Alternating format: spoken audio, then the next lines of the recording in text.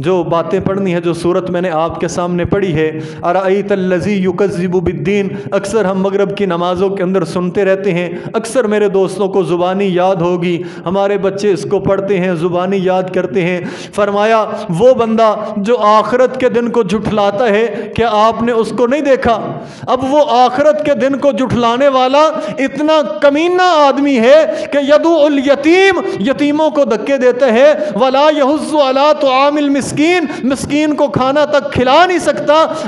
معاشرے کے اندر بڑا معزز بنتا ہے، اپنے آپ کو بڑا پھنے خاں اور آکڑ خاں سمجھتا ہے، اپنے نام کے ساتھ چودھری، سردار اور نمبردار اور پتہ نہیں ملک صاحب اور کیا کیا لکھواتا ہے، نام کے ساتھ اتنا کچھ لکھواتا ہے، لیکن فرمایا اس کی اوقات یہ ہے کہ جو معاشرے کے اندر اچھی چیزیں سمجھی جاتی ہیں، مسلمان ہے تب بھی، کافر ہے تب بھی، اللہ کو مانتا ہے تب بھی، نہیں مانتا تب بھی، کسی دین پر چلتا ہے یا نہیں چلتا، اگرچہ وہ دہریہ ہو، دنیا کے کسی دین، مذہب، قوم، فرقے، قبیلے سے تعلق رکھنے والا ہو، اتنی بنیادی بات کو سارے سمجھتے ہیں کہ یتیم کو کھانا کھلانا، یتیم کے سر پر دست شفقت رکھنا یہ نیکی کا کام ہے، مسکین کو کھانا کھلانا نیکی کا کام ہے، جو پورے معاشرے کے اندر اور پورے عرف کے اندر ایک نیکی سمجھی جاتی ہے، جس کو نیکی جانا جاتا ہے، لوگ جس کو نیکی مانتے ہیں، اچھی نگاہ سے دیکھتے ہیں۔ فرمایا یہ جو قیامت کو جھٹلانے والے ہیں نا، یہ ان نیکیوں کو جو پورے معاشرے کے اندر اجتماعی طور پر نیکیاں سمجھی جاتی ہیں اور جانی جاتی ہیں،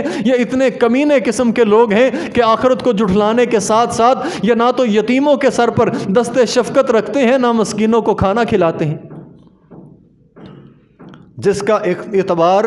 آخرت سے اٹھ جاتا ہے، جس کا عقیدہ آخرت کا ختم ہو جاتا ہے، جس کو یہ محسوس نہیں رہتا، جس کے وہم و گمان اور خیال کے اندر یہ نہیں رہتا کہ کل آخرت کے دن مجھے اس سے زیادہ ملے گا، اس سے اچھا ملے گا، اللہ احسن الجزا دیں گے، اچھی خیر دیں گے، اچھا بدلہ دیں گے، جس کا اللہ پر سے توکل اور ایمان اٹھ جاتا ہے کہ میں اللہ کے راستے کے اندر 1 دوں گا مجھے 10 ملیں گے، 10 نہیں 700 گنا تک ملیں گے، جتنا للہیت اور تقوی زیادہ ہوتا جاتا ہے اتنا اجر و ثواب زیادہ ہوتا جاتا ہے۔ جن کا ان باتوں پر ایمان اور یقین اعتماد نہیں ہوتا، وہ بیوہ کا حق کھانے والے، یتیموں کا مال ہڑپ کرنے والے، مسکینوں سے چھین کر کے کھانے والے، نہ سائل کی تکریم کرنے والے، نہ کسی بیوہ کے حقوق کا خیال رکھنے والے، معاشرے کی اچھائیاں اور خوبیاں بھی ان کے اندر سے ختم ہو جاتی ہیں۔ جن کا آخرت سے ایمان اٹھ جاتا ہے، جس کا ایمان اللہ اور آخرت پر ہوتا ہے، فرمایا یہی بندہ ہوتا ہے جو مہمان کی عزت کرتا ہے، یتیم کی تکریم کرتا ہے،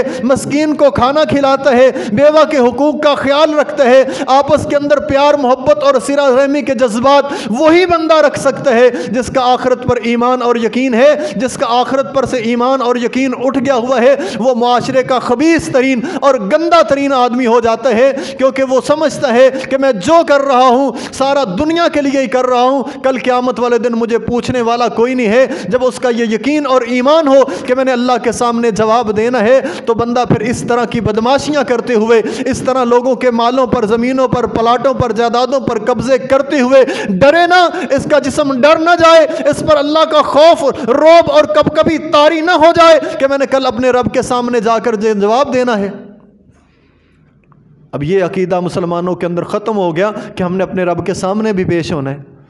فرمایا اسی لیے ارأیت الذی یکذب بالدین، آپ نے اس بندے کی طرف نہیں دیکھا جو آخرت کو جھٹلاتا ہے۔ اور جب ان سے یہ بات کی جاتی